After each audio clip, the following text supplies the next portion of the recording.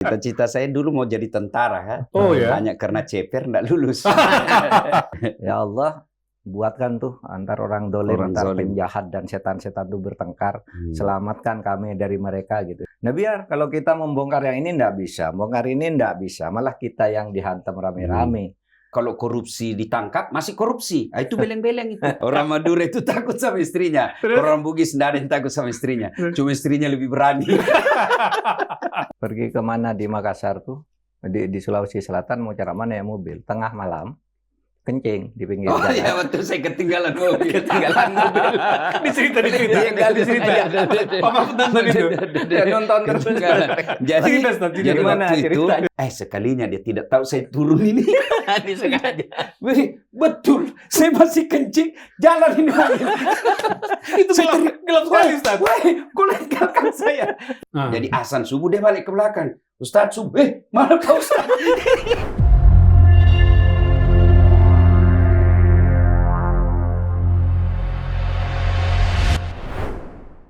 Assalamualaikum. Waalaikumsalam Ustaz warahmatullahi Daat. wabarakatuh. Terima kasih ya Terima kasih kunjungannya. Prof undangannya. Oke. Kehadiran di tempat ini. Ya. Ini tempat kegiatan saya di sini bikin podcast. Nah, ini Ruang Sahabat, kita punya dua rubrik, banyak rubrik lah. Yang saya terlibat langsung itu Ruang Sahabat, lalu yang satunya itu Terus Terang. Podcast yang sifatnya dialog masalah-masalah politik, hukum, dan masalah-masalah sosial lainnya yang terkini. Kalau ini Ruang Nostalgia dan Ruang Bergurau. Oh, makanya disebut ruang Ruang sahabat. Sahabat, Mak. Nah, Di sini tamu-tamu istimewa yang datang. Mari di tengah. Assalamualaikum dulu. Waalaikumsalam warahmatullahi wabarakatuh. Duduk. Ya. Aduh. Pemirsa, Assalamualaikum warahmatullahi wabarakatuh. Waalaikumsalam. Ruang Sahabat saya kali ini dikunjungi oleh sahabat saya yang jauh lebih muda dari saya ini. Umurnya baru 52, menjelang 53 mungkin. Saya sudah 69. Jadi selisih 17 tahun tapi tetap bersahabat. Karena bagi saya persahabatan itu bukan umur, tapi ide, idealisme dan nilai-nilai kejuangan. Menurut visi yang kita pegang masing-masing. Beliau adalah Ustadz Dasat Latif. Ustadz, salaman lagi. Waalaikumsalam warahmatullahi wabarakatuh. Prof, Ustadz Dasat Latif. sebenarnya saya risih kalau disebut sahabat. Nah, Cocoknya murid.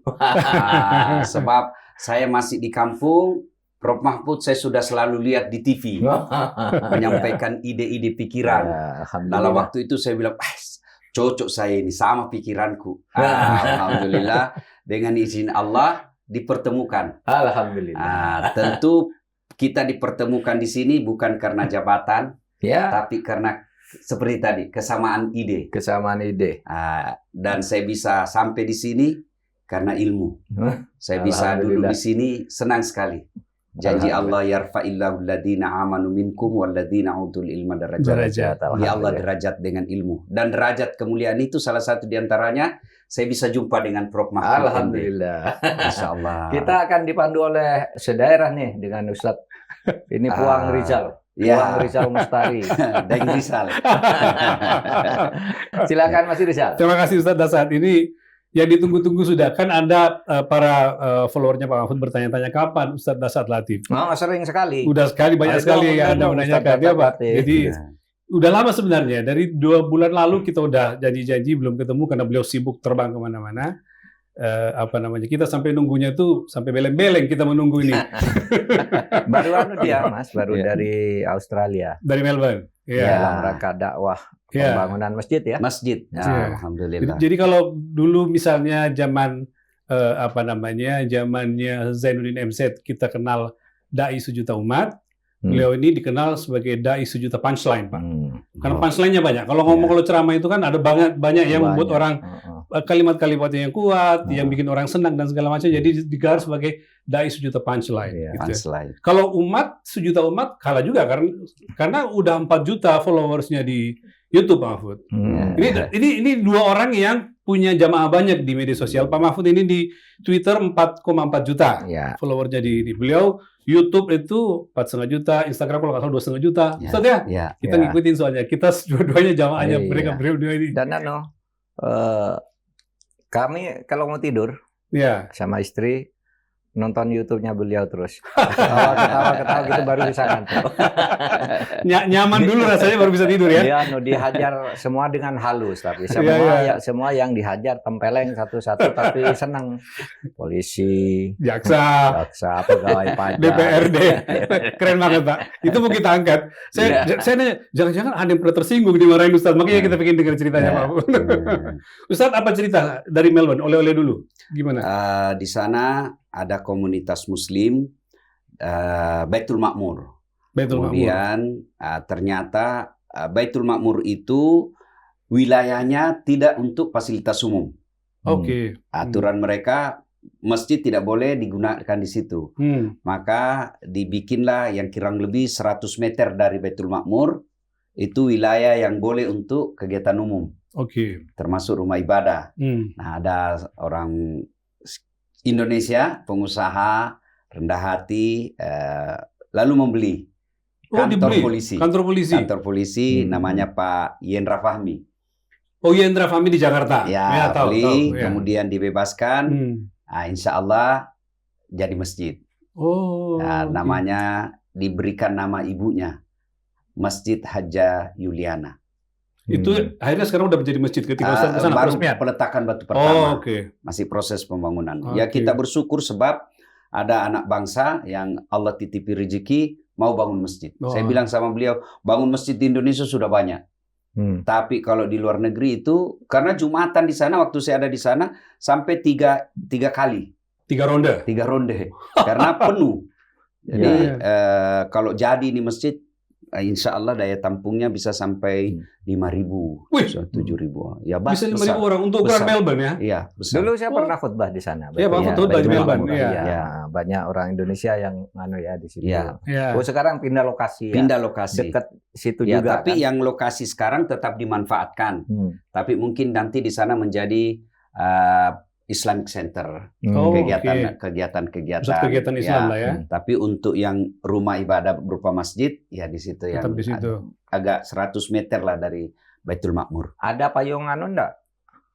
Ustadz, payung ormasnya di sana. Misalnya kan biasa kalau kita keluar dari ada masjid anak-anak NU, masjid anak-anak Muhammadiyah gitu. Enggak ada. Sana ada organisasi, tidak ada. Sendiri ya. Iya. Jadi Indo ormasnya di Indonesia tidak ada. Bagus. Iya.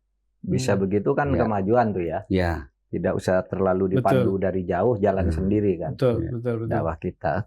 Pak Mahfud kalau belakangan biar diceritakan ke Ustadz juga apa kesibukannya. Kalau saya lihat kan muncul di TV tiap hari urusannya Jampitsus. Gimana Pak? Saya kesibukannya sama aja dengan Ustadz, ceramah aja. Tapi kalau saya bidangnya beda. Kalau Ustadz yang bagian menyejukkan gitu, tapi sama dakwah itu kan bisa banyak jalan ya. Nah saya yang bagian kritik sosial, kritik politik, penegakan hukum dan sebagainya, saya banyak di situ, Ustadz. Sama, tujuannya sama, kita ingin membangun masyarakat yang baik, Indonesia yang kita cinta ini agar lebih maju, gitu kan, suarakan gitu. Jadi kalau Ustadz tuh mendorong orang berlaku baik, menarik lah, semuanya dihajar, tapi dengan cara yang sangat halus sehingga semuanya ketahuan, ada yang tersinggung. Kalau kita kadang-kala muncul lawannya udah Ini fenomena baru ini. Marah-marahin orang di depan, orangnya duduk di situ gitu. Orang-orang penjara begitu. Saya kalau lihat Prof Mahfud ini, Prof Mahfud kan bisa dakwah. Bisa ceramah karena memang latar belakang dari situ. Saya melihat sedikit sekali di Indonesia seperti Prof Mahfud. Prof Mahfud itu kan ada trias politika, legislatif, eksekutif, yudikatif. Beliau sudah melewati semuanya. Semua bisa. Sudah hatam itu. Sudah hatam di bidang itu. Kemudian tetap menjadi pendakwah. Ya, kalau saya hanya dakwah tapi belum pernah jadi Mahkamah Konstitusi, kan? Belum pernah jadi anggota DPR ya. Jadi dari menteri ya. Saya bisa Prof Mahfud ini saya katakan sangat sedikit di Indonesia Kalau saya dapat Mahkamah Konstitusi belum tentu bisa selamat. Pak Mahfud sudah melewati semua dan alhamdulillah tidak ada fitnah dunia menerpa beliau. Alhamdulillah, amin. Ya, makanya saya katakan tadi keberkahan naik derajat saya bisa masuk di sini. Ya. Ini kena ruang sahabat Mahfud. Terakhir Bapak dengan Pak Dasat jalan bareng itu ke tempatnya Pak Osman Sabta ya. Pak Osman Sabta. Iya, ke Kayong Utara. Ada di situ Hari Raya Idul Adha. Hari Raya Idul Adha. Pak Mahfud ceramah di Idul Adha-nya, khutbah Idul Adha, lalu siangnya pengajian akbar. Luar biasa. Tapi ngomong-ngomong, ngomong-ngomong, Ustadz Dasat maupun Pak Mahfud saling jumpa, saling kenalan pertama itu atau saling lihat itu pertama kali gimana Pak Mahfud ingat? Kalau saya secara fisik mungkin sesudah saya jadi Menko ya. Tapi kalau lewat layar itu sudah lama. Sudah lama. Lihat. Sama juga beliau sudah lama. Yeah. Ketika saya dalam gerakan di tahun 78, saya kan sudah sering tahun 98. Yeah. Sudah sering muncul di TV. Beliau kira-kira waktu itu baru 20 tahunan. Masih mahasiswa saya. Masih mahasiswa. Tahun 98 ya, Ustaz? 98. Oh ya. Saya waktu 98 itu saya punya pergerakan di Sulawesi namanya PAMI, Persatuan Aksi Mahasiswa Makassar Indonesia. Saya mewakili dari Unhas. Jadi waktu itu sering orasi. Jadi kalau kita bikin pergerakan kan ada tim yang khusus pegang mic, ada tim yang berhadapan dengan keamanan, ada tim hore. Saya bagian orasi. Oh begitu ceritanya. Ya. Sebelum itu saya tahun 96 sampai reformasi itu sudah punya program dakwah di SCTV. Masih jarang waktu itu. SCTV itu dulu namanya di Ambang Fajar. Di Ambang Fajar. RCTI Hikmah Fajar, SCTV di Ambang Fajar. Betul. RCTI si Arif Rahman. Hakim. Terus saya Ambang Fajar di Jogja, lalu di timur itu ada Jazidi dan Muhammad Noh. Ya, Pak Noh. Betul. Jadi ada Barat Rahman dengan seorang psikolog Sartono Mukadis. Ingat saya, Pak.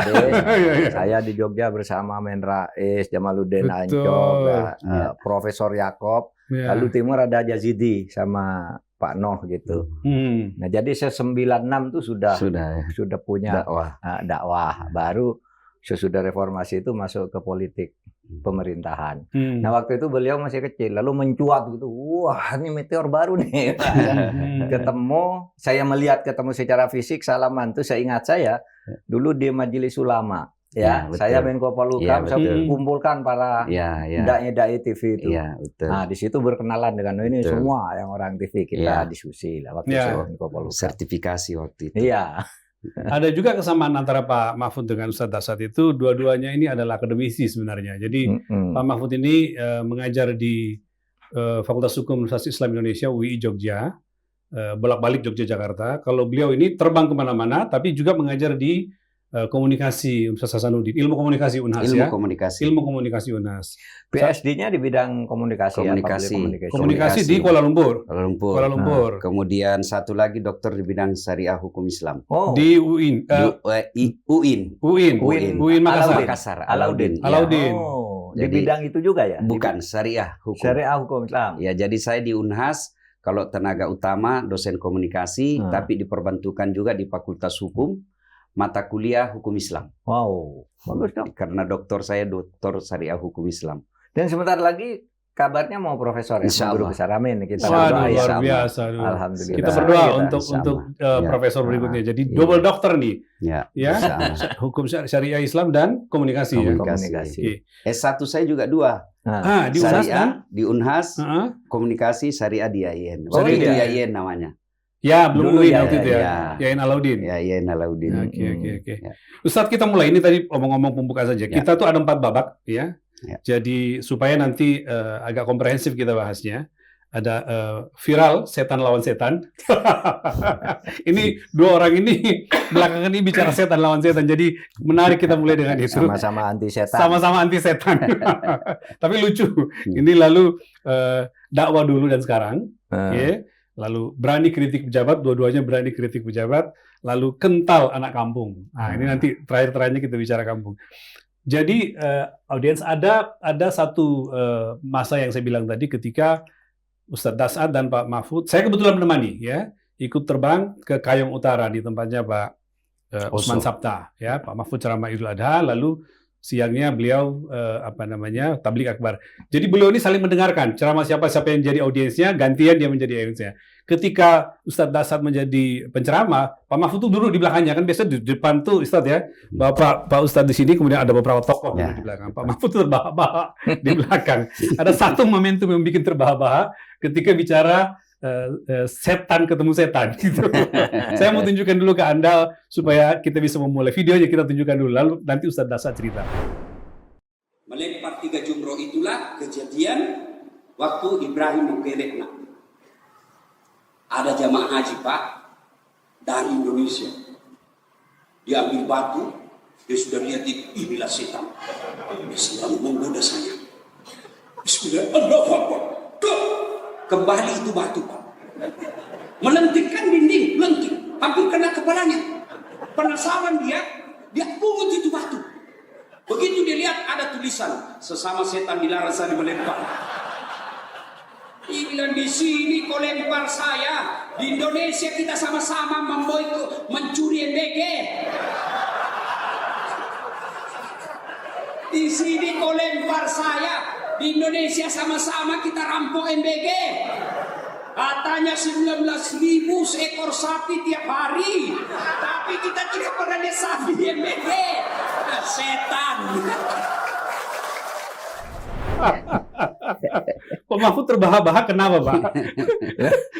Lucu gayanya itu kan, gayanya itu sangat kalau Ustadz Dasat Latif tuh gerakan-gerakannya terus logatnya gitu ya. Ekspresinya itu selalu memancing tawa. Oleh sebab itu kalau beliau sudah ceramah 1 jam gitu, ini sudah 1 jam, orang berteriak terus gitu. Nggak mau di stop. Iya, dan saya sendiri juga sampai sekarang tuh kalau malam buka lihat Dasat Latif, kan banyak tuh yang dikerjain sama dia. Ya, Ya, YouTube-nya banyak sekali Pak. Ya, polisi, jaksa lah, orang penghuni penjara lah, pegawai pajak lah, orang kampusnya sendiri. Tapi orang senang semuanya gitu. Ini dakwah yang bagus sekali gitu. Itu gimana proses kreatifnya? Itu proses sebagai orang komunikasi gimana tuh, Ustaz? Alhamdulillah Allah takdirkan saya belajar komunikasi. itu Jadi memang penting tuh, saja ya. dakwah ini Allah yang desain. Karena saya tidak pernah cita-cita jadi mubalik. Cita-cita saya dulu mau jadi tentara kan. Oh ya. Hanya karena ceper tidak lulus. Makanya saya sakit hati lihat tentara kalau dia pendek. Kok bisa lulus ya. Jadi aku bisa juga. Ya. Jadi saya belajar komunikasi. Ya. Belajar, saya dosen public speaking. Nah, dalam berdakwah itu ada kekuatan yang harus kita miliki. Yang pertama mimik. Kenapa orang ketika saya menyinggung, mimik saya tidak kasar, tetap senyum, ya kan? Coba tadi waktu saya bilang setan sambil ketawa. Coba kalau setan memang ini, orang pasti tersinggung. Itu mimik penting. Yang kedua adalah gestur. Bahasa tubuh. Nah, ini bahasa tubuh kan kelihatan tadi. Kalau saya melempar juga. Nah, itu bahasa tubuh penting. Kemudian yang ketiga, intonasi. Tinggi rendah suara harus diatur. Makanya saya kalau mau ceramah, saya hindari makan. Karena kalau makan itu perut penuh, susah diafragma kita ngatur. Saya Prof juga mengajar mata kuliah di Unhas teknik olah vokal. Itu saya ngajar mata kuliah itu. Teknik olah vokal. Kenapa penting? Kenapa penting? Karena kalau dia jadi penyiar, tidak boleh kedengaran dia narik napas. Oh gitu. Itu harus tahu. Ada semua. Kemudian itu yang ketiga. Yang keempat, yang paling penting ini adalah diksi. Memilih kata. Nah, ini kalau kita salah milih kata, bahaya, risiko sangat besar. Apalagi di Indonesia yang mayoritasnya tidak senang kalau kita kasar. Nah, maka bagaimana misalnya kita cari kalimat yang membuat orang dikatain bodoh, tapi dia tidak marah. Misalnya kata beleng-beleng. Nah, itu kan translate-nya ke Indonesia bodoh. Tapi karena ini beleng-beleng, orang senyum aja, ketawa aja dia. Saya ditanya, apa itu beleng-beleng Ustadz? Ya beleng-beleng itu tahu bahwa kalau korupsi ditangkap, masih korupsi. Itu beleng-beleng itu. Bodoh. Iya. Dia sudah tahu bahwa kalau dia maling pasti ditangkap, tapi dia lakukan. Saya tidak pernah membayangkan beleng-beleng itu menjadi menasional, Pak. Karena waktu saya kecil, itu kalimat yang kita pakai kalau kita saling berantem, Pak, gitu, ya. Jadi waktu SD itu main segala macam, kesel sama orang, kau ini beleng-beleng gitu. Jadi hanya omongan antara kita aja. Tiba-tiba dibawa ke forum dakwah. Jadi dalam ilmu komunikasi, dakwah, dunia pemasaran juga itu ada disebut karakter, ciri khas. Ciri khas saya itulah yang membedakan saya dengan pendakwa lain. Kemudian dalam ilmu komunikasi ada juga yang disebut proximity, kedekatan. Nah, kedekatan itu muncul karena kita pernah alami. Ya, kita pernah alami, jadi kita yang mendengar, kalau bahasanya di Jakarta, gue banget ini. Kalau di Makassar, enak ini. Pernah enggak, Ustadz, kalau mau ceramah gitu, malah deg-degan gitu, melihat forumnya begitu besar atau melihat forum tidak besar, tapi di sini orangnya orang-orang dengan kelas tertentu gitu. Awal-awal ya, Prof. Gitu ya. Grogi. Tapi karena terbiasa, ya saya biasa bercanda sama anak-anak kalau saya ngajar public speaking pelatihan, saya bilang sekarang sebut judul apa yang kamu mau. Sebut judul langsung saya bisa jelaskan. Kenapa? Jam terbang. Ya apa saja, tidak perlu. Saya biasa sering juga, Prof. Makan mungkin pemirsa jarang melihat saya pegang naskah. Jarang. Karena kadang saya sediakan naskah, begitu saya lihat audiens, ini tidak cocok ini. Tidak cocok ini. Maka biasa saya ceramah, Assalamualaikum, langsung begini-gini, mengucapkan Alhamdulillah, saya lihat, wah ini materi yang saya siapkan ini tidak cocok ini. Nggak pas. Langsung sambil mikir tuh, apa yang pas ini. Jadi bukan sebenarnya saya yang hebat, tapi itu betul-betul pertolongan Allah. Saya ajak Prof, kalau kan semua ceramah saya itu tidak dilepas sebelum saya nonton. Saya nonton dulu, saya chip editor. Oh gitu ya? Iya. Makanya hampir tidak pernah ada masalah. Dan tim saya pun tidak setengah mati ngedit, sebab kalimat-kalimat saya memang saya sudah kontrol mana yang layak diucapkan, mana yang enggak.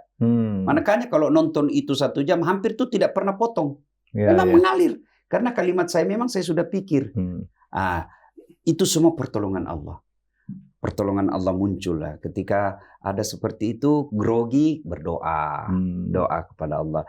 Malah sekarang saya tidak senang, tidak terlalu semangat berdoa, berceramah, kalau tidak ada pembesar di bawah saya. Saya senang di atas pol lagi. Dan kalau saya untuk mancing, Prof, kalau misalnya ada pada para jenderal, para gubernur, menteri, saya bilang dulu, ini bagaimana dulu, kita bikin perjanjian dulu, MOU, ini gaspol atau rem-rem. Anak buah yang di belakang pasti gaspol, yang di depan ya mati lagi kita. Jadi Pak Mahfud, beliau ini kira-kira kalau boleh dibilang prototipe penceramah era kini ya Pak ya, based on research gitu ya, dengan ilmu yang didasari sehingga betul-betul menyampaikan nyambung sama audiensnya. Ya Pak Mahfud? Iya kan? Bagus. Nah, satu yang menarik Pak yang video tadi, jadi beliau nyinggung selain setan lawan setan, korupsi MBG. Korupsi MBG. Itu Pak, itu belum ada ketahuan korupsinya tuh, belum Pak Dadan Hindayana belum ketangkap itu waktu itu. Beliau udah tahu korupsi MBG. Ya kan waktu itu gini ceritanya, saya tahu MBG. Saya kalau pergi ceramah di Jakarta, saya makan di rumah makan Pelangi. Oh iya Kebun Siri. Nah, di samping rumah makan Pelangi itu ada kantor Badan Izin Nasional. Betul kantornya di situ. Awal-awal pengurusan untuk terbit izin itu, disitulah mereka kumpul yang ngurus dari daerah-daerah. Saya dengarlah dia cerita, dia korupsi yang 10.000 begini, cuma sampainya. Saya pantas. Itulah saya dengar-dengar, gini korupsinya mereka. Dari makan di situ, dari makan situ. Dan dia tahu curhat kan? Setan itu. Sesama setan dilarang saling lempar. Luar biasa. Nah, sesama setan itu juga dialami oleh Pak Mahfud, disampaikan oleh Pak Mahfud. Jadi Pak Mahfud itu memang berapa kali kalau ngobrol dengan saya, berharap sekali waktu orang-orang maling ini ya sama-sama maling lalu sama-sama berantem gitu. Nah, kemarin diwawancara di salah satu podcast di TV swasta, keluarlah itu yang peristiwa sekarang dan segala macam di Kompas, di Kompas Pak ya. Kita lihat dulu videonya ya, yang Pak Mahfud bilang setan lawan setan. Orang dekatnya Pak Prabowo bermusuhan lalu saling bongkar korupsinya, bagus. Kalau saya bongkar aja, sang satu bongkar, satu bongkar biar hancur. Setan ketemu setan. Sama. Dicerita Pak Mahfud. Jadi sama ini Iya. topiknya MBG. Iya. Waktu itu Dandang Hidayana CS baru ditangkap kan soal MBG. Beritanya apa? Oh, ini persaingan nih antara satu kelompok dengan kelompok lain. Saya bilang baguslah setan sama setan bertempur itu. Jadi begini, kadangkala daripada antar setan itu bekerja sama, ya lebih baik bertempur Dia aja. bertempur. Kita ada di luar Kita nikmatin. gitu. Ya, kita nikmatin kan. Kalau kita tuh di surau-surau kan ada sholawat itu ya, sholawat askil. Wa askili dzalimin bidzalimin. Ya gitu ya. Ya Allah, buatkan tuh antar orang dolim, antar penjahat dan setan-setan itu bertengkar. Selamatkan kami dari mereka gitu. Sesudah mereka rampung, kita ikut menyelamatkan negara ini. Kira-kira kan gitu. Nah biar kalau kita membongkar yang ini nggak bisa, bongkar ini nggak bisa, malah kita yang dihantam rame-rame. Ya biar mereka bertengkar di antara mereka. Akhirnya Tuhan membongkar, ya kita dorong. Kan itu kan, dorong untuk perbaikan gitu. Cuma gayanya kan beda kan. Kalau saya keras gitu. Biar setan sama setan. Kalau dia kan bergurau-gurau. Tapi tujuannya sama aja. Kedoliman itu harus biar bertemu dengan kedoliman. Sehingga kita bisa selamat. Kalau menontonnya hardcore-nya itu di Pak Mahfud gitu ya. Marah gitu kesannya. Kalau beliau sambil ketawa. Itu belakangan Ustadz, 2 minggu terakhir rame lagi setan ketemu setan ketika muncul kasus Jampitsus ini. Viral antara lagi kejaksaan kan? dan polisi. Itu viral banget Ustadz. Padahal udah 2 bulan lalu Udah 2 bulan lalu tuh. Sekarang ini muncul lagi ini yang punya Ustadz Hadir. Ya, saya waktu lihat itu dalam hati saya, beginilah cara Allah bekerja untuk mempertontonkan kebatilan. Karena kalau kita berharap dari politisi, dari yang memegang jabatan, rasanya kita putus asa. Makanya saya bilang, cocok kembali diucapkan itu pembukaan Undang-Undang Dasar. Atas berkat rahmat Allah. Bukan karena manusianya. Kalau bukan Allah yang menolong negara kita ini sangat sulit. Saya malah bilang, aduh kasihan ya. Aparat hukum kok kelihatannya, ini opini saya boleh salah boleh tidak, kok aparat hukum kok mempermainkan hukum, ya bagaimana lah ini negara kita mau baik, padahal dalam agama itu kan hukum, kalau mau tertib ya hukum, kalau dipermainkan ya sangat sulit untuk memperbaiki negara. Ya bagi Anda yang mungkin belum mensubscribe, ya saya persilakan Anda untuk subscribe. Karena Anda akan temukan narasumber-narasumber hebat seperti Ustadz Dasat ini kalau Anda mensubscribe YouTube-nya Pak Mahfud. Kita lanjut ya, Pak Mahfud, Ustadz. Lanjut sekarang ke dakwah dulu dan sekarang. Ya, kalau tadi viral setan lawan setan, sekarang dakwah. Pak Mahfud, apa yang Pak Mahfud lihat dengan Pak Mahfud kan mencermati bagaimana orang dakwah zaman dulu. Pak Mahfud cerita dulu di SCTV berapa tahun lalu model dakwah itu ya ruangan terbatas, ada mimbarnya dan segala macam. Sekarang itu yang lebih dominan panggung, gesture, kata beliau tadi. Perpindahan itu bagaimana Pak Mahfud melihat sehingga orang menyesuaikan untuk tampil dengan dakwah? Dan digital sekarang. Digital sekarang, yang paling seperti ceramahnya Ustadz Dasat, ya saya juga. Kan sekarang sekali kita ceramah itu yang dihadapi orang sedunia bahkan ya. Persis. Orang sedunia ngikuti. Kita sedang ceramah gitu. Nanti turun dari mimbar itu sudah ada pesan, saya barusan ngikuti ceramah Bapak di Masjid Istiqlal gitu ya. Sudah dari Australia, dari Amerika gitu. Jadi karena live streaming itu di Istiqlal ceramahnya, betul. Nah, kalau dulu kan terbatas ya ininya. Medium itu saja medium itu saja gitu. Jadi sekarang harus lebih kita harus lebih bisa membayangkan siapa nih yang di depan kita, yang mendengarkan kita ini dari seluruh penjuru dunia dan dari seluruh bidang ilmu.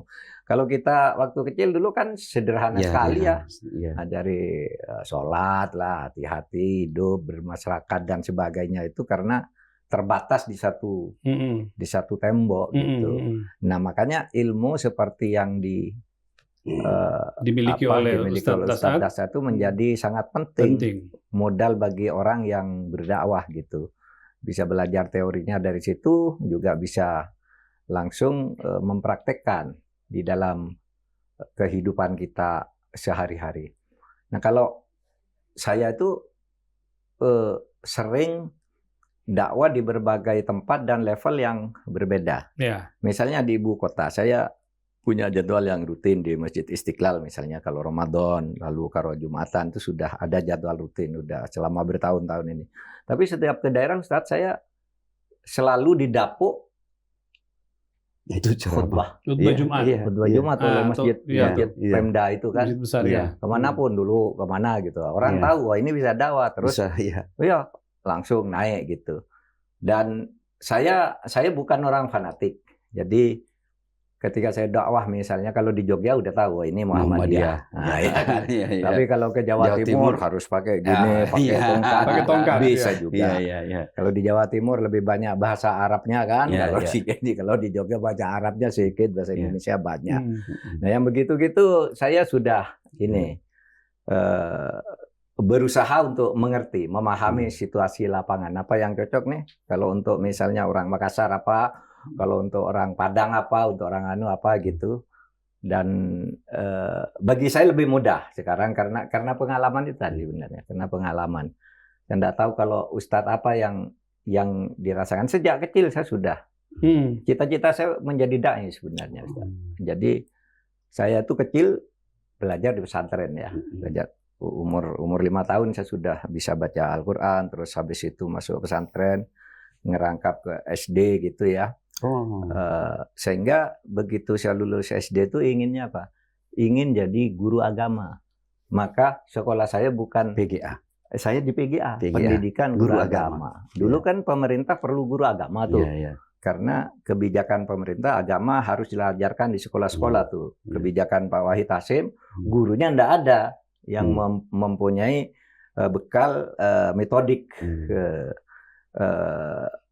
Lalu dibentuklah PGA, ada SPG dulu ya, Sekolah Pendidikan Guru tuh yang umum, yang agama itu PGA. Nah saya masuk PGA waktu itu karena hanya ingin jadi guru agama saja.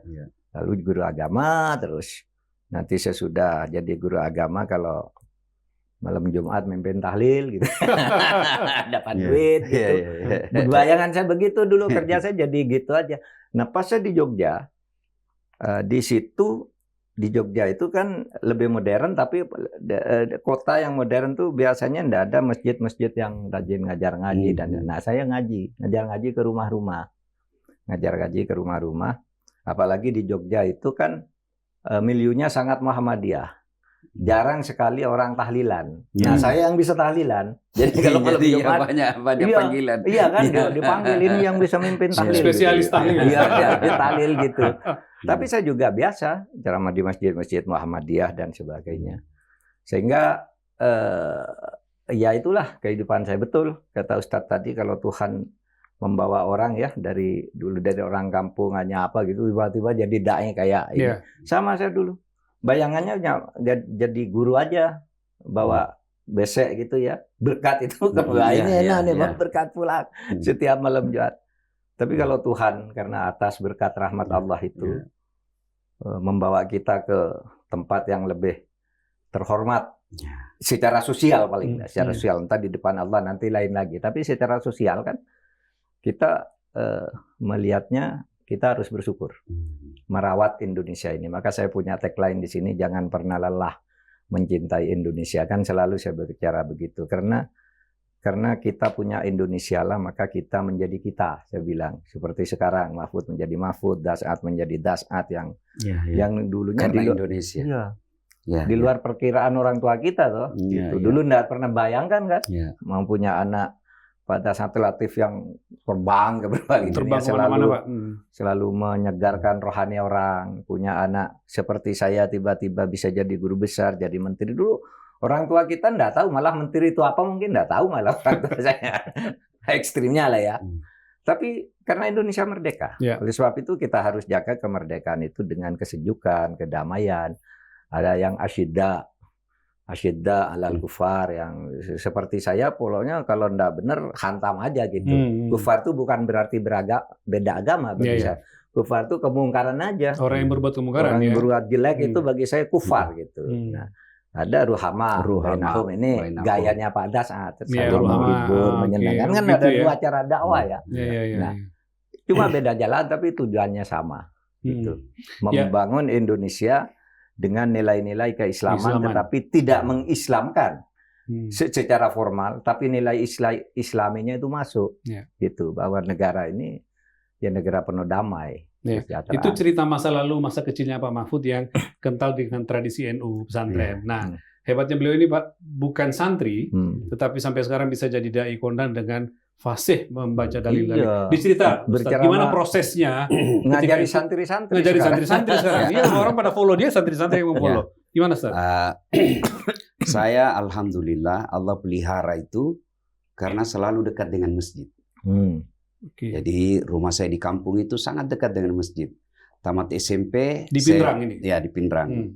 Tamat SMP saya merantau ke Makassar, SMA dekat lagi dari masjid. Jalan Yosudarso itu. Pindah dari Yosudarso ke Jalan Harimau. Ngontrak saya di situ 9 tahun. Itu lebih dekat lagi. Guling-guling aja saya sudah sampai di masjid. Memang mencari masjid ketika pindah? Enggak. Oh enggak? Okay. Memang betul-betul Allah yang dituntun oleh Tuhan. Saya akhirnya 9 tahun di situ enggak bisa lagi ngontrak.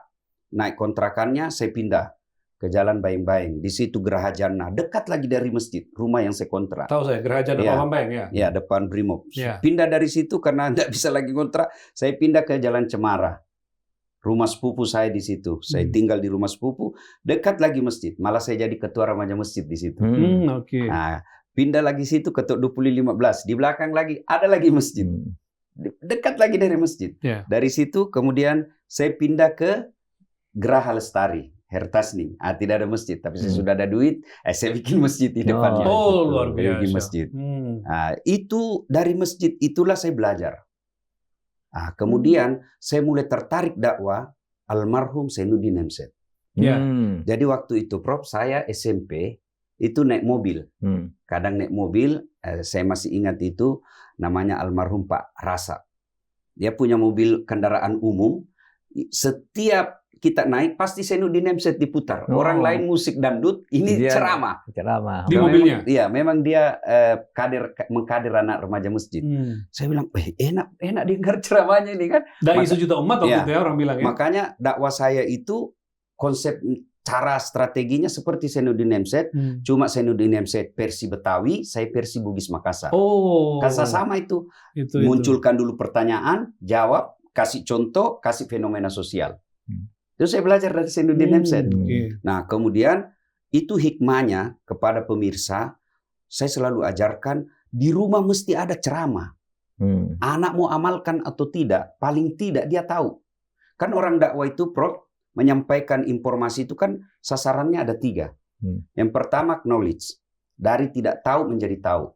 Nah, saya bagaimana cara saya kalau mengatur ritme ceramah saya, kalau misalnya saya bahas tahara, bersuci, hal-hal dasar, dia kentara itu mukanya orang baru tahu begini. Jangan terlalu tinggi bahasa di situ. Karena ini wudhu aja dia baru paham. Atau begitu kah? Baru dia tahu. Itu berarti tahu dari tidak tahu tinggi-tinggi menjadi materinya. Yang kedua, sikap. Sikap ini 2, setuju tidak setuju. Saya setuju nih Ustadz tadi, betul ini. Yang keempat, yang ketiga perilaku. Jangan merokok. Dia tahu. Iya, dia tahu dilarang merokok, tapi dia tetap merokok. Ini namanya sikapnya setuju, tapi perilakunya bertentangan. Nah, dari situ kemudian saya dengar dakwah, mulailah saya tertarik. Masuklah saya remaja masjid. Nah, saya dengar ceramah. Bagaimana saya materi ceramah saya? Saya copy paste. Saya datangi Prof. Quraish Shihab, ya, karena pertama kali saya tertarik ceramahnya beliau Quraish Shihab itu ada dulu di RCTI. Waktu itu saya kuliah, judulnya Sahur Bersama Quraish Shihab. Saya senang, Prof. Sampai bertahun-tahun. Ini Islam setuju saya ini cara nunya. Lembut, enak, ya, saya senang tidak ini, menghakimi. Kan? Waktu awal-awal belajar saya lihat perempuan pun saya tidak mau. Kan jabat tangan saya tidak mau, kan saya baca buku sempit. Buku yang kita baca. Selama ini Islam enak ini. Masuk lagi saya baca lagi bukunya. Misalnya Membumikan Al-Qur'an. Saya bersyukur, Prof, dulu waktu saya ngontrak ada anak orang kaya dititip ke saya.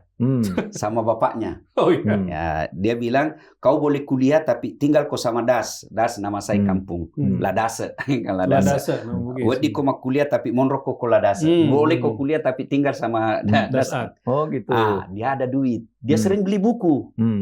Dia beli buku, saya yang baca. Oh gitu. Ya kan? Nah, di situ. Lama-lama saya ikut lomba dakwah. Selalu menang. Selalu menang. Ada lomba ceramah di tingkat SMP, SMA, dan kuliah. Kuliah. Selalu. Sudah ikut. Kalau asal ada lomba, pasti saya juara 1. Oh gitu ya. Kemudian ada lagi lomba Sahril Quran. MTQ, mewakili Makassar. Musabaqah Sahril Quran. Sahril Quran itu ada yang mengaji, ada yang terjemahkan, ada yang mensarah. Mengkaji. Saya bagian mengkajinya. Sudah makin lama saya aktif di masjid. Tiba-tiba ada penceramah berhalangan hadir dari Kementerian Agama. Dia tidak datang. Saya ingat almarhum Arsad Palentai namanya. Tidak datang. Pengurus masjid bilang, kau ganti Desat. Saya tidak bisa, cuma saya jago pidato lomba, tapi saya tidak bisa. Coba. Saya mulailah ceramah, Prof. Waktu itu saya ingat sekali ceramah saya yang pertama, copy paste Senudin Emset. Judulnya Identitas Umat Islam yang tadi Prof Mahfud sebut. Surah Al-Fat ayat 29. Muhammad Rasulullah walladzina ma'ahu asidda'ul al-kuffar ruhama'u bainahum tarahum ruk'an sujada yabtaguna fadlan minallahi wa ridwana Fimahu fi wujuhihim min asar sujud. Umat Muhammad itu ada 5. Nah, inilah saya bahas. Makanya saya kalau ceramah itu, Prof, selalu ada poin-poin. Selalu ada poin. Kemudian kalau saya ceramah itu ada dulu pengantar cerita sejarah dulu. Bagus. Saya belajar dari Quran. Karena Quran itu kan 2/3 isinya cerita. Hebatnya ini, hebatnya poinnya enggak pernah hilang. Enggak pernah hilang, pointersnya. Satu berputar ke sana, balik lagi yang kedua, kedua, ketiga gitu. Kalau saya kadang-kala bilang 3, 2 sudah putus, sudah hilang. Yang ketiganya lupa. Bukan lupa isinya, tapi udah keasikan ngomong ya. Muter-muter gitu, waktunya udah habis. Gitu. Kalau Ustadz Dasnya terukur. Terukur, Pak. Ada 3 gitu. 3, 1 tuh puter-puter contohnya banyak. Nanti balik lagi ke situ, lanjut. 2. Hebat ya. Dari situlah saya belajar dari dakwah. Nah, kalau dakwah memang harus ada perubahan. Kalau dulu Islam masuk kan melalui wayang. Makanya kan sempat ribut waktu ada penceramah mengatakan wayang itu tempatnya setan. Menghina ulama zaman dulu itu. Iya kan? Kalau di Bugis kacaping. Sindrili. Ya kan? Nah, sekarang berubah. Caranya dakwah di medsos. Karena dakwah kita ini fasilitasnya, metodenya pun harus berubah. Misal, dulu kalau kita menyindir agama orang lain, membandingkan agama orang lain dengan agama kita di masjid, aman. Karena tidak ada yang dengar umat lain. Sekarang tidak boleh. Betul tidak ada umat lain di situ, tapi kalau secara langsung, semua bisa mendengarkan. Maka saya prinsip jangan menyerang agama orang lain dalam dakwah. Dan itu memang Al-Quran mengajarkan. Karena pasti akan sampai pesannya ke orang lain. Dia sampai. Tidak boleh juga saya bilang, ini kan umat saya, tapi kan ini sudah kita harus sadari. Maka saya bilang sama teman-teman mubalik, betul bahwa kita dalam masjid, tapi ini sudah rananya, ada namanya sekarang media sosial. Jadi kita harus hati-hati. Ya, seperti ada penceramah mengatakan ibunya Nabi masuk neraka. Apa yang mau dicapai dengan menyatakan hal seperti itu? Gitu ya? Apa yang mau dicapai? Apa nilai dakwanya? Masih banyak. Misalnya bikin judul ceramah. 40 kesalahan orang sholat berjamaah. Kenapa banyak sekali? Rukunnya aja cuma 13. Niat banget ya. Nah, saya tidak tertarik yang begitu. Saya hampir menghindari selalu dakwah masalah khilaf, perbedaan pendapat. Oh, dihindari itu ya? Saya hindari, kecuali ditanya.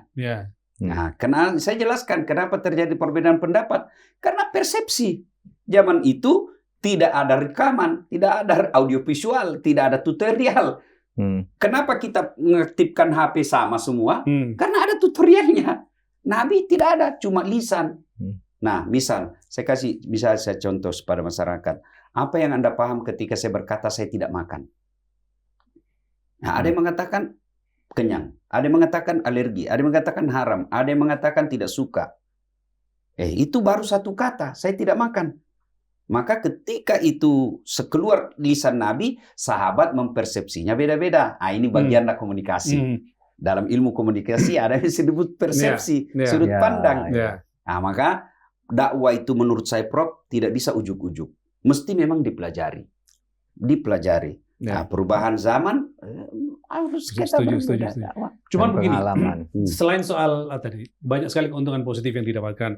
Antara lain audiensnya menjadi besar, meskipun hanya ketemu 500 orang, tapi lama-lama menjadi besar kan. Tapi lalu karena media sosial ada penyakitnya kan Pak, memelintir, iya kan, hoax-hoaxnya dibikin dan segala macam.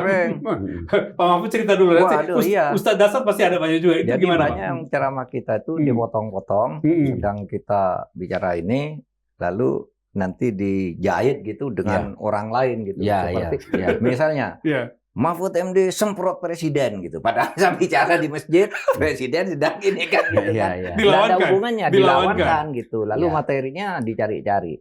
Pernah juga Ustadz saya itu ceramah, bukan ceramah, ada satu gambar saya itu di Borgol. Mahfud MD ditangkap KPK gitu. Korupsi 400 miliar. Pakai baju orange ya? Pakai baju orange. Itu viral, banyak yang Tapi sekarang mencarinya itu gampang. Saya waktu itu kan Menko Polhukam kan. Bisa lapor ke polisi, tolong cari ini. Sebentar ketemu. Yang buat itu orang Makassar. Orang Makassar, Anwar namanya. Dia yang memviralkan. Saya bilang panggil dia. Kalau enggak saya laporin polisi gitu. Datang ke sini. Terus dia minta maaf. Kenapa kamu enggak Pak? Saya hanya meneruskan. Saya suruh tanya polisinya aja. Meneruskan ya sudah. Pulang aja, nangis-nangis, pulang aja nih, sudah mau lebaran. Jangan gitu lagi, polisi kita itu punya alat untuk tahu kamu membuat apa gitu. Itu banyak yang begitu. Tapi kadang-kala saya menikmati. Menikmati itu artinya bukan saya yang bilang, tapi dia ngutip potongan kata saya yang kata orang. Seperti terakhir nih yang beredar. Ada potongan, tadi siang ini ketika kita ketemu nih, ada informasi Rapimnas Dirjen Pajak se-Indonesia itu motor ceramah saya yang isinya begini. Kalau pemerintah tidak bisa memberantas korupsi, NU akan mengajak umat Islam untuk tidak membayar pajak. Nah, gitu kan. Viral itu Pak? Iya, itu viral. Padahal itu bukan saya yang mengatakan. Saya menurut NU, saya ada kata menurut NU-nya, menurut NU dalam satu munas di Cirebon tahun 2012 mengatakan bahwa kalau pemerintah tidak mau, nah itu kan, tapi dipotong di situ. Lalu dikatakan ini Pak Mahfud yang bilang, bukan saya yang bilang, tapi ya senang aja saya menikmati betul ya, karena orang bertepuk-tepuk. Kadang-kala ada hikmahnya juga yang begitu. Tapi terus saya klarifikasi itu fatwanya NU loh, saya bilang bukan saya yang bilang gitu. Nah itu sering banyak yang begitu. Tapi betul kata Ustadz. Kita harus membedakan. Ceramah itu harus mengerti betul agar tidak menyinggung orang lain. Bukan hanya beda agama lain, beda aliran politik juga. Jadi oleh sebab itu kalau saya ceramah di masjid misalnya, saya sama sekali menghindari kritik kepada pemerintah. Kritik sosial yang ada berkaitan dengan politik. Karena apa kan? Di masjid itu ada pendukung pemerintah, pendukung PAN, pendukung Golkar. Harus mendengar hal yang sama sejuk gitu. Sehingga saya menghindari bicara politik praktis di masjid itu. Ada yang kritik, Pak, Islam itu kan luas, ngajarkan politik juga, ya kan? Saya katakan loh, teorinya politik itu ada high politics, ada low politics, ada politik inspiratif, ada politik praktis. Kalau yang inspiratif misalnya politik itu bahwa pemerintahan harus adil, itu kan orang Golkar, PDI, sama semua saja. Jangan bilang jangan pilih Golkar kan itu praktis itu orang bubar gitu. Oleh sebab itu saya selalu di sekolah juga saya di kampus gitu tidak pernah menilai kebijakan pemerintah yang ini biar dinilai sendiri. Saya pada teorinya saja tetapi dengan cara menarik gitu ya. Tidak usah menunjuk kelompok tertentu, orang tertentu. Jadi di masjid, di kampus ya banyak yang kritik, kenapa kalau masjid atau kampus atau pesantren kok enggak berpolitik? Ya ada politik juga, itu namanya politik inspiratif. Politik kebangsaan itu harus dinikmati oleh semua orang yang berbeda. NU, Muhammadiyah, Kristen, apa gitu. Kita masuk aja, saya bilang. Bicara kebaikan kan ada nilai-nilai universal kan yang Kalau dalam agama tuh namanya kalimatun sawa ya. Kalimatun sawa tuh Anda agamanya berbeda, tapi Tuhan masing-masing Anda yakini, maka harus ketemu dalam kalimatun sawa. Nilai-nilai yang sama. Keadilan itu agama apapun cocok ya toh. Pemimpin yang jujur, hukum, demokrasi, lingkungan hidup itu banyak sekali kalimatun sawa di antara perbedaan aliran politik itu. Nah, itu kalau saya milih tadi topik-topik yang disampaikan di berbagai tempat. Ya, soal perubahan metode dakwah Pak Mahfud menarik karena kan platformnya digital. Jadi saya membayangkan itu tadi, beliau mengatakan prinsipnya yang kita ngomongkan sekian banyak orang, tapi jadinya gede banget karena mereka menyaksikan di semua platform. Berarti Ustadz Dasat itu punya tim ya yang mengelola digital ya, supaya semua bisa keluar dengan model yang bagus di digitalnya di platformnya. Kalau materi sepenuhnya saya. Oke. Tim saya itu ada yang khusus ngambil gambar. Oke. Ada yang ngambil gambar, kemudian di setiap Ustadz Rama ada pasti video ya. Ada ambil gambar, kemudian ambil gambar ini pulang setor ke editing. Ya, yang post pro-nya ya. Kemudian pada saat saya ceramah, kalau ada yang saya ingat, oh ini potong ini. Oh, oke. Ini tidak cocok ini. Diingatkan ke tim post pro-nya untuk menghilangkan. Begitu selesai saya ceramah langsung saya WhatsApp. Ini jangan masukkan. Oh, begitu. Ada seleksi masih ya. Ya, jangan masuk ini, potong. Dia boleh sensitif. Dia boleh sensitif di depan, tapi untuk umum jangan sampai masuk. Kira-kira gitu prinsipnya. Ya, tapi jarang sekali terjadi. Adalah beberapa kali. Kemudian untuk masuk di YouTube atau tidak, ya tergantung panitia yang undang. Prinsip saya, Prof, dakwah jangan menyusahkan. Kalau misalnya saya datang ke Jakarta seperti ini hari ini, 3 acara, tidak berarti 3-tiganya beli tiket. Tidak, saya 1 tiket yang pergi, acara yang 1 tiket yang pulang, acara yang 1 hotel, supaya biaya. Biasa juga kalau masjid, saya sendiri. Kenapa? Cuma berani beli tiket 1. Cuma saya kasih tahu, ya kalau saya sendiri enggak ada di YouTube. Karena enggak ada yang ngambil kameranya, enggak ada yang ngambil gambar. Seperti itu. Kemudian ada potongan-potongan pendek. Ada potongan-potongan. Itu lain lagi. Lain lagi yang kerja. Itu, yang 1 menit. Ada juga yang khusus memberitakan perjalanan dakwah. Oh, oke. Ya misalnya tadi pengantin. Ada yang bikinkan videonya itu 1 menit, ya untuk mengapresiasi orang punya acara. Jadi lebih ke kegiatan, bukan substansi dakwah ya. Oke. Kemudian saya posting dakwah saya juga itu kan tidak monoton. Kadang saya gaspol dulu, tak, sudah itu kasih ketawa-ketawa lagi. Ada lagi postingan yang bikin ketawa, kan? Sudah itu gas lagi soal pajak, kan? Nah sudah. Masuk lagi yang ke bagian ketawa-ketawa lagi, postingan berikutnya. Nah, itu. Jadi bervariasi. Itu semua muncul setelah pengalaman. Jadi betul lah orang kata orang tua kita dulu, pengalaman adalah guru yang paling berharga. Kita harus ambil pengalaman. Pada intinya, memang metode dakwah pasti ada perubahan berdasarkan perkembangan zaman. Ya, saya kan sering dibully juga, terutama kelompok-kelompok sunnah. Ya, macam-macam lah. Tapi kalau saya dihina, Bro, saya dilecehkan, saya kembalikan jiwa besar saya dengan cara, siapalah Dasat? Pergi ceramah masih dibelikan tiket, masih dikasih honor. Nabi Muhammad kurang apa mulianya? Sehingga syukurnya tuh ada selalu. Ada Nabi Muhammad itu, Nabi paling mulia, tidak pernah kasar. Bukan cuma dibully, berapa kali mau dibully, dilempari. Senang lagi perasaan saya. Pak Mahfud juga sering begitu tuh. Sama. Terutama gini kalau dalam soal politik ya. Orang kan bertanya, Pak Mahfud, Anda itu merasa sedih, malu, takut atau apa enggak ketika kalah di Pilpres gitu. Contoh gitu. Ya enggak, saya bilang. Ya sedih, kecewa waktu kalah ya iya, tapi sedih juga enggak. Saya tuh siapa gitu. Itu Bung Karno tuh jadi presiden 22 tahun, ya toh, dari 45 sampai tahun 65, 66 gitu. Itu dijatuhkan loh. Saya enggak pernah naik, enggak jatuh, saya bilang. Pak Harto 32 tahun berkuasa. Dijatuhkan begitu. Saya enggak pernah jadi apa-apa, memang saya orang bawah gitu. Ya sudah itu anggap pengalaman saja kan, Tuhan sudah mengatur semua. Nah gitu aja Ustaz. Jadi sama kita nggak usah menyesali dibully orang.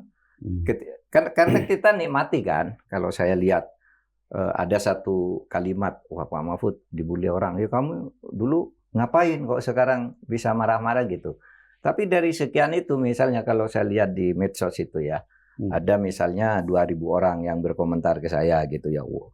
Rata-rata 1.990 lebih itu bagus-bagus ya. Ada satu yang nyinyir gitu kan, 1, 2.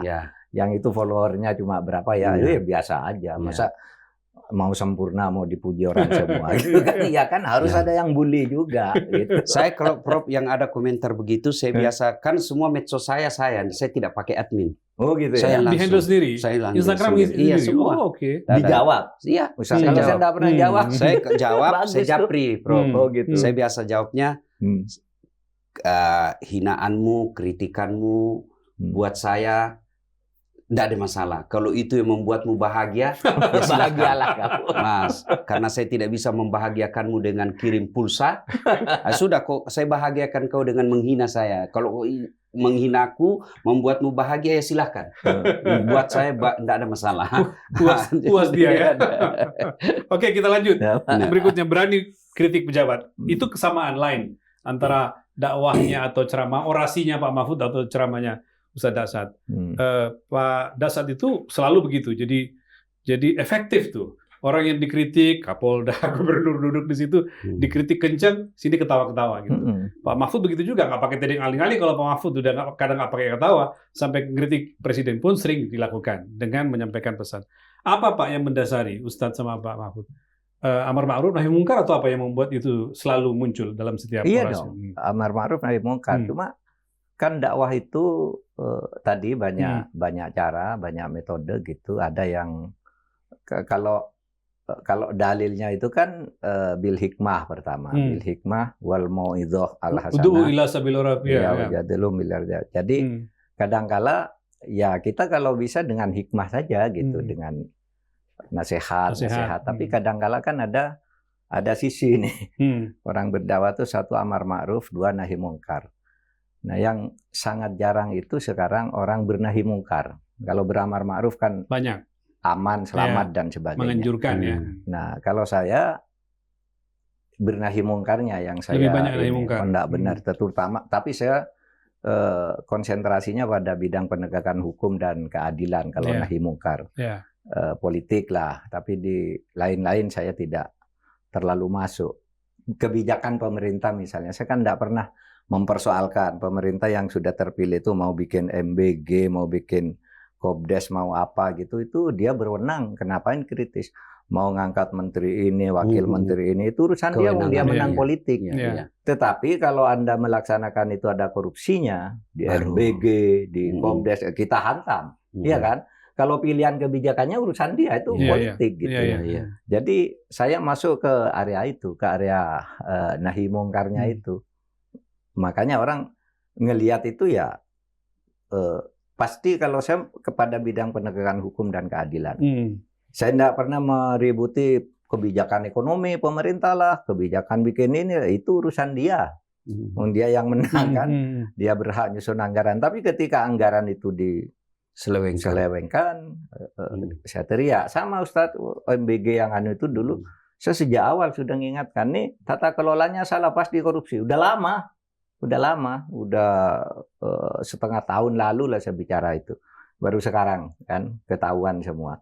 Nanti akan banyak hal-hal seperti itu kalau tata kelola pemerintahan ini tidak baik. Nah, saya bersuara di segi itu. Nah, kadang-kala ini dipotong-potong, diviralkan, dihantamkan ke sini, hantamkan ke sini. Saya enggak apa-apa. Orang loh, saya paling bilang gini di medsos itu. Saya enggak pernah bilang gitu loh, Anda salah gitu. Ada yang lapor gitu kan. Pak, kalau begitu laporkan aja ke polisi. Itu kan enggak, saya enggak mau lapor untuk apa? Wong saya juga senang, tapi ingat itu bukan saya gitu kan. Pesan itu dari masyarakat tapi ngambil potongan dari saya yang sebenarnya dimutilasi aja, dipotong gitu. Tapi saya tetap pada pilihan itu kalau saya dakwah. Sama lah, saya rasanya sama dengan Ustadz Dasyat, cuma ini milih jalan lembut. Saya yang jalan hardcore gitu. Oleh sebab itu sama, kita menggunakan emosi publik. Iya kan? Iya. Kalau Ustadz Das mah gitu kan publik, wah iya ya Ustadz Das sama. Seperti Pak Mahfud itu, kalau ada apa-apa, nggak kuat ditipu sendiri, lempar aja ke publik. Iya kan? Iya. Waktu saya dulu kasus Sambo apa itu, nggak kuat kan? Saya buka aja, enggak masalah, masyarakat dukung semua kan, akhirnya bisa gol. Iya. Waktu Cicak Buaya dulu kan gitu. Iya.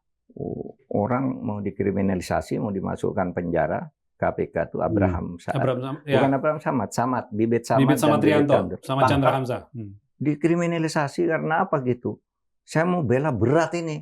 Lalu saya sidang, siarkan langsung aja. Wah, masyarakat mendukung. Dijemput pulang. Waktu itu. Ya, itu tahun 2009. Masih ngikuti pasti ya kasus Cicak Buaya itu. Itu cara komunikasi. Saya lempar ke publik aja. Pinjam tangannya publik. Karena publik itu punya public common sense juga. Kalau saya tidak kuat, saya lempar aja ke publik gitu. Gitu aja. Ya, itu khasnya Pak Mahfud, Ustadz Dasar. Jadi hardcore. Jadi menyampaikan langsung dengan keras, orang kaget, silakan aja kan kira-kira. Tapi efektif karena itu menyadarkan orang. Ustadz juga menarik karena di depan orangnya saya lihat tadi pagi, Pak, polisi diceramain sama polisi. Saudaraku, berhentilah terima uang di jalan. Itu di polisi, Pak. Itu tidak akan membuat muka ya 50.000, 100.000 dan itu. ini Kapolda segala macam. Kan jadi keren banget, Pak. Kita kan selama ini cuma curhat polisi kan, orangnya nggak ada. Ini ada orangnya duduk di situ, digitukan. Itu kadang-kadang ada mispersepsi nggak atau gimana? Enggak, Pak. Jadi saya caranya itu saya antar dulu dengan kisah. Kisah, masuk kisah. Oh, ini sudah boleh masuk kalimat saya ini nyentil. Oke. Nah, ada conditioning ya, ada conditioning dulu. Kemudian kalau dia sudah merasa nggak enak, kan kelihatan tuh wajahnya. Jangan marah, kan tadi kamu yang bilang gaspol. Kita kan jadi tetap memperhatikan, sambil ketawa. Kalau lagi dari daerah tuh, siapa suruh kau undang saya? Jadi tetap ketawa. Jadi ngeritik itu bagian daripada bentuk kecintaan kepada negara. Prinsip saya, dalam konstitusi Islam, itu dicantumkan bahwa wajib mencintai negara. Iman. Hubbul watan minal iman. Jadi begitu cinta saya kepada negara, mengeritik. Cuma mengeritiknya harus ada tata krama. Saya bawakan ke contoh, misalnya saya mau ngeritik pejabat nih, sholat berjamaah. Kalau imam salah kan boleh dikritik. Kita ini orang Islam, taat pemimpin, tapi tidak loyal mati-mati. Kalau dia ruku, kita ruku. Tapi kalau mestinya ruku dia sujud, kita tidak boleh diikut. Demi kesetiaan saya kepada imam ruku, sujud, saya juga sujud. Bukan, ini taklid salah namanya. Kita tegur. Cara tegurnya bukan ditendang patahnya. Imam salah kok. Tidak, tapi gimana caranya? Kita puji Allah. Subhanallah. Kan?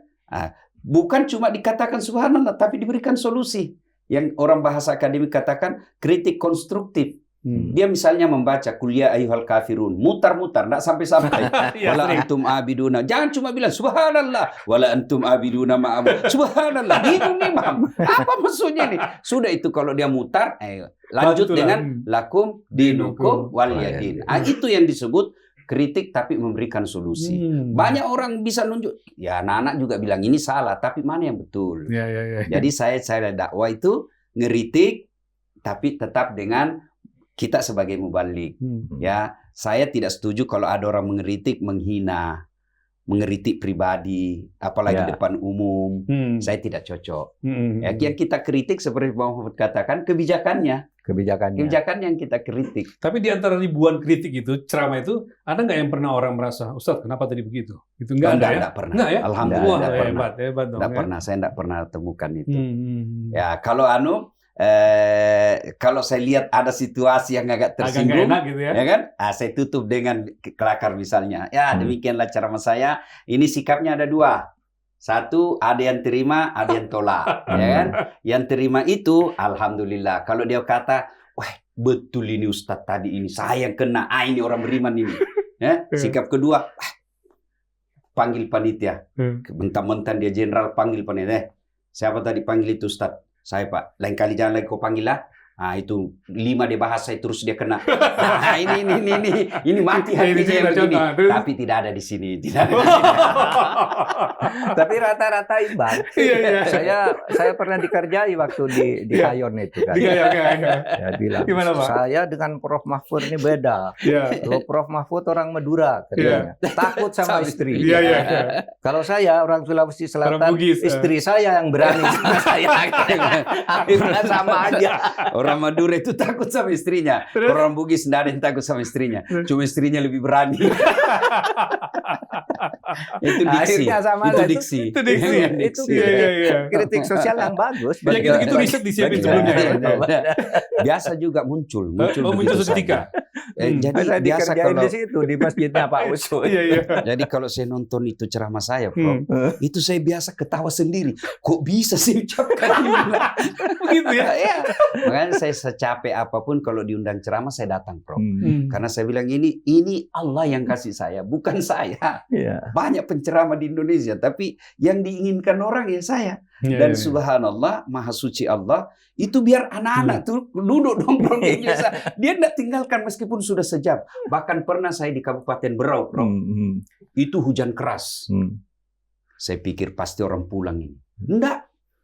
Hujan dia enggak, tinggal tetap dengar ceramah saya. Bahkan pernah lagi itu di daerah Sulawesi Tenggara, jadwal acaranya jam 10 pagi. Delay pesawat. Saya tiba jam 5 sore. Iya, Pak. Saya panitia bilang waktu duhur pulang orang. Sudah ini enggak ada lagi yang datang. Ternyata cuma pulang makan. Datang lagi kembali. Asar lagi orang bilang pulang sholat enggak datang lagi. Masih balik. Penuh lapangan bola. Jam 5 baru saya ceramah. Orang tidak bergeser. Pernah lagi di Aceh.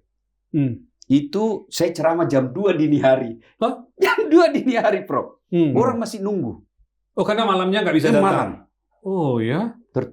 Saya bilang, jadi saya lihat itu betul-betul ini pertolongan Allah. Mana ada orang mau menunggu? Kalau artis nyanyi oke lah, kena gembira-gembira. Ini udah gak dakwah. Iya ya. Nah, itu yang membuat saya capek apapun. Saya pergi ceramah. Karena saya bilang ini pemberian Allah yang tidak semua orang dikasih. Yang saya terkesan tuh pergi kemana di Makassar tuh di Sulawesi Selatan mau ceramah naik mobil tengah malam kencing di pinggir jalan. Oh iya betul, saya ketinggalan mobil. Di cerita. Pak Mahfud nonton itu. Nonton terus. Jadi waktu itu saya pergi ceramah. Saya nikmat Allah berikan gampang tidur.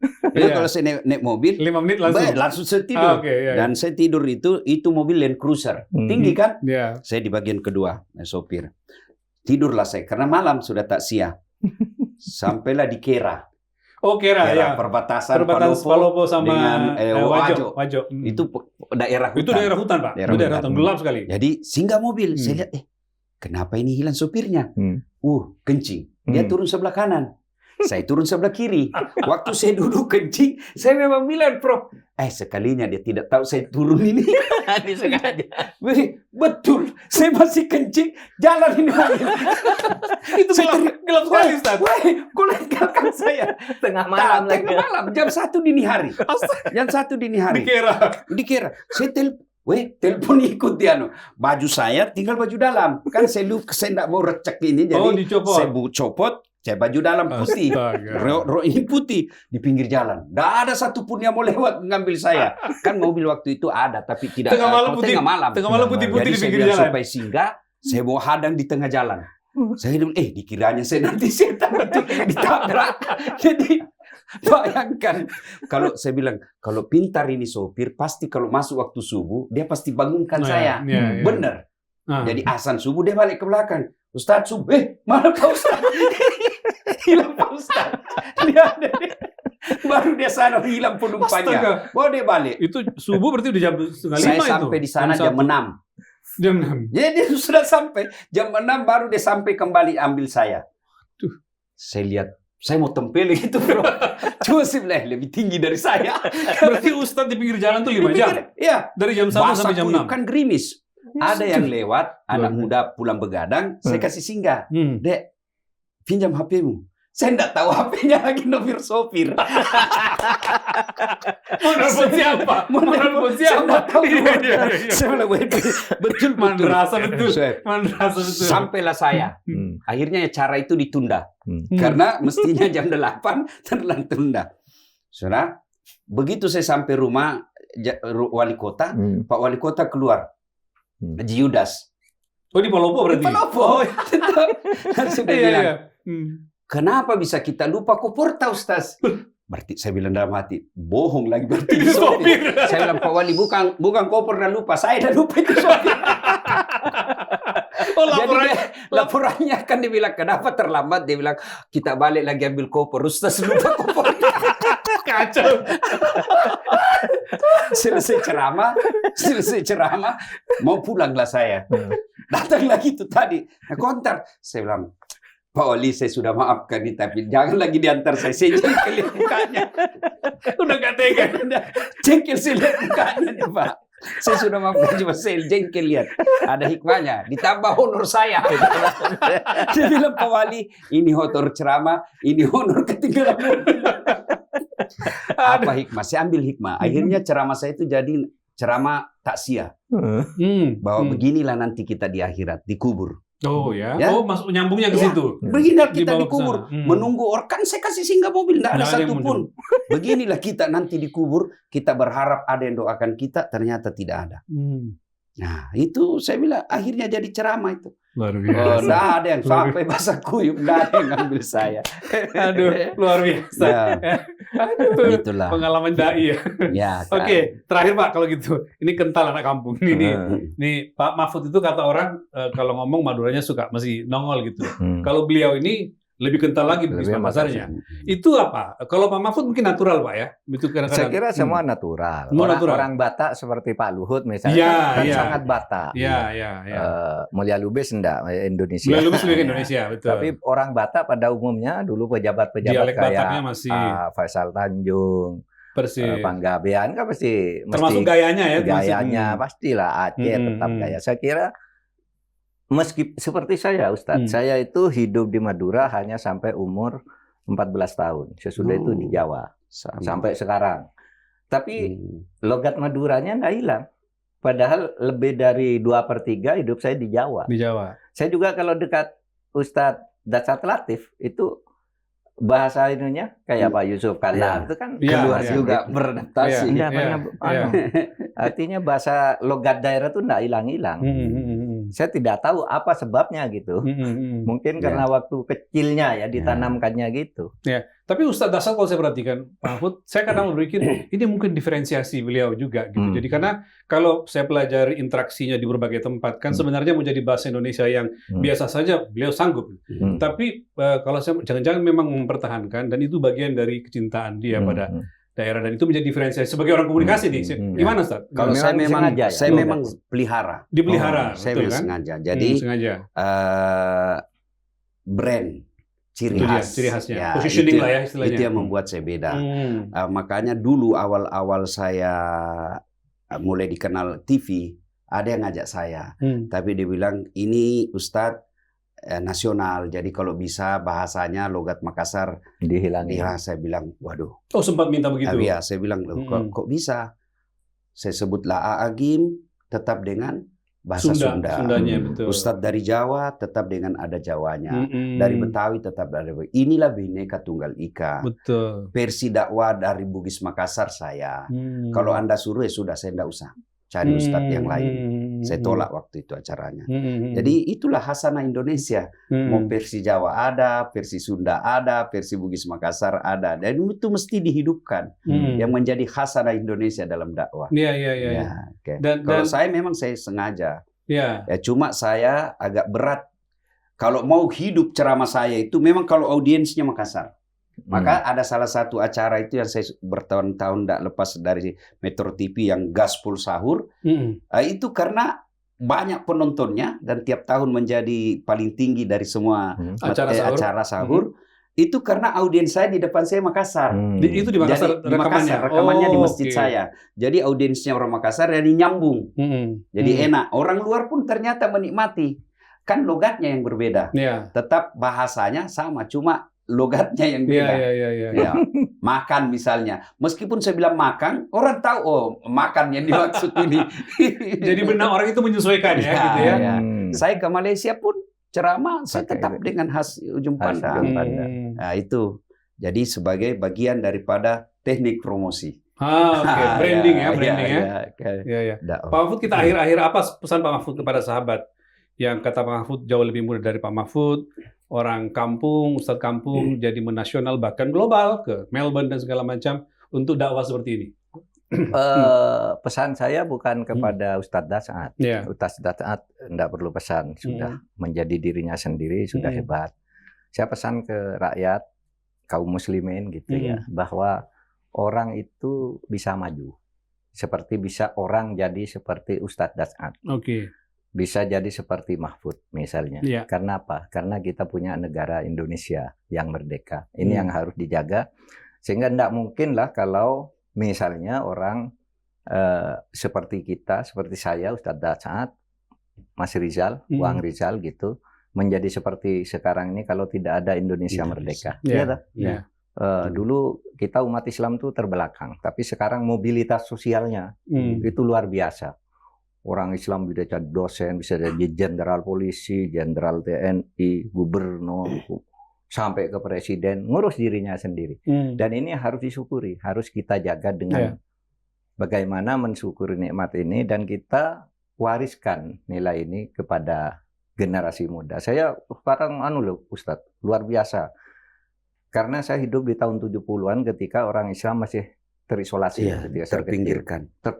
Orang mau jadi pejabat tapi tidak ada situ orang-orang santri. Tapi sekarang tuh kita ya sudah punya 34 UIN. Yang dulunya disebut IAIN, yang itu dianggap perguruan tinggi kelas 2 kan. Dulu lulusan IAIN tuh kalau jadi hakim agama putusannya tidak langsung mengikat, disahkan oleh pengadilan negeri. Sekarang sudah tidak, iya kan? Mau jadi profesor kalau lulusan IAIN dulu diseleksi dulu di Kemendikbud dulu, profesor sana yang. Nah sekarang UIN sudah mencetak profesor sendiri, pondok pesantren sudah maju, kita umat Islam sudah hebat-hebat. Nah ini harus disyukuri dan dijaga, jangan sampai merusak Indonesia. Nah kita jaga ini semuanya, mobilitas sosial vertikalnya akan terus terjadi kalau kita pelihara dengan baik. Saya paling tidak percaya pada istilah misalnya, di Indonesia ini umat Islam terbesar, tapi terjadi Islamofobi, diskriminasi terhadap umat Islam. Saya tidak melihat Islamofobi. Islamofobi itu artinya pemerintah tuh benci kepada umat Islam. Tidak ada. Takut kepada umat Islam. Sekarang tidak ada yang takut, tidak ada yang benci. Yang mimpin juga sebagian besar orang Islam. Di mana ada Islamofobi, saya bilang. Loh itu masih miskin. Loh yang mimpin orang Islam sendiri berarti orang Islam ini. Yang tidak benar mimpinnya kan gitu. Umatnya sendiri dibiarkan begitu. Mari kita maju sama-sama. Saya juga tidak setuju ada istilah kristenisasi kan. Sekarang kan ada orang tuh. Itu ada pastor, ada pendeta bawa beras ke kampung, bawa semen. Itu kristenisasi. Loh orang Islam tiap hari sedekah ke masjid. Apa tidak Islamisasi itu? Yang begitu-gitu saya enggak suka dengarnya. Kita nih Indonesia bersatu aja lah, enggak usah merasa benar sendiri di dalam beragama. Karena agama itu kan dari nurani juga kan. Tuhan memberi kepada nurani kita, ya sudah Anda punya agama lain. Mari kita bersama dalam kalimatun sawa itu. Hal-hal yang sama kita bersatu mari. Nah itulah nasionalisme yang ingin kita bangun. Yang tadi kata Ustadz itu apa? Cinta negara, hubul watan minal iman. Saya menerjemahkannya begitu. Ustadz Dasaat, Pak Mahfud? Saya tak tahu dosa saya kalau memberi pesan ke Pak Mahfud. Nggak, siapa tahu ada pesan-pesan terakhir. Saya hanya sampaikan kepada adik-adik yang santri, jangan pernah minder. Ternyata Republik Indonesia berulang kali diselamatkan oleh anak santri. Ya, tapi jadilah anak santri seperti Mahfud MD. Diterima. Kan seperti awal tadi, hitung jari seperti beliau. Dari pondok, tapi alhamdulillah 3 lembaga pernah ditempati. Dan alhamdulillah tidak menimbulkan aib. Ada orang sukses di lembaganya tapi berakhir dengan aib. Alhamdulillah. Ini tentu menjadi semangat buat adik-adik santri untuk belajar yang baik. Setelah itu jangan cuma tinggal di pondok, mari tebarkan ilmu, cintai negara ini sesuai dengan porsi dan kemampuan kita masing-masing. Saya mencintai Republik Indonesia dari mimbar ke mimbar.